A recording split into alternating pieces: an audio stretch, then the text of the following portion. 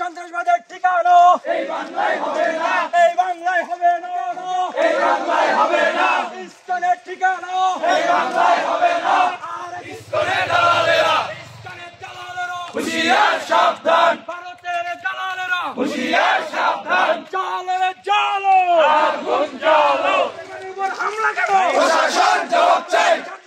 হামলা কেন? প্রশাসন জবাব চাই। হামলা কেন? প্রশাসন জবাব চাই। হামলা কেন? প্রশাসন জবাব চাই। আগুন লেগেছে, লেগেছে সন্ত্রাসবাদের আস্তানা।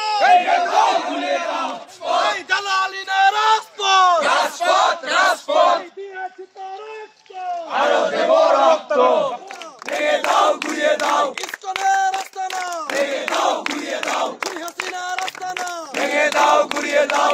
স্বৈরাচার শেখ হাসিনা ভারতে পালিয়ে গিয়েছিল, কিন্তু স্বৈরাচার শেখ হাসিনা ভারতে পালিয়ে যাওয়ার পর থেকে কিন্তু বাংলাদেশের এই লাখো জনতার যে অর্জন, আমাদের যে বিপ্লব, সেই বিপ্লবকে নস্যাৎ করার লক্ষ্যে তিনি কিন্তু পায়তারা করে যাচ্ছেন।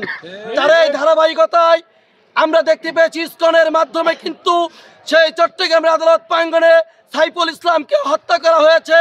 এবং আজকে আমরা দেখছি আমাদের এই গণঅভ্যুত্থানের প্রথম সারির নেতা যারা ছিলেন, আমাদের গণঅভ্যুত্থানের শক্তি সার্জিস আলম এবং হাসনাত আব্দুল্লাহর উপরে তারা কিভাবে আক্রমণ চালিয়েছিল।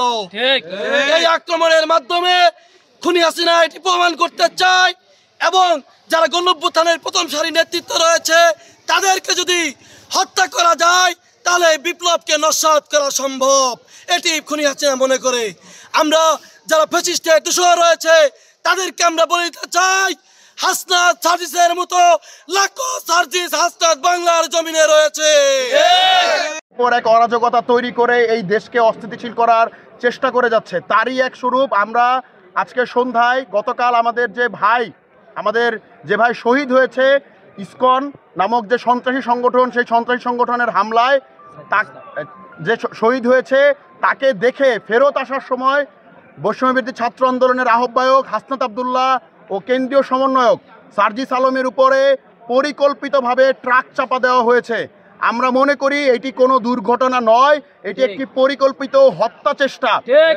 আমরা খুবই স্পষ্ট করে বলে দিতে চাই, আমাদের গণ অভ্যুত্থানের নায়ক, তাদের ওপরে যদি কোনো রকম আক্রমণ নেমে আসে, তাদের ওপর যদি কোনো রকম হামলা নেমে আসে, তাহলে সারা বাংলাদেশের ছাত্র জনতা ঘরে বসে থাকবে না।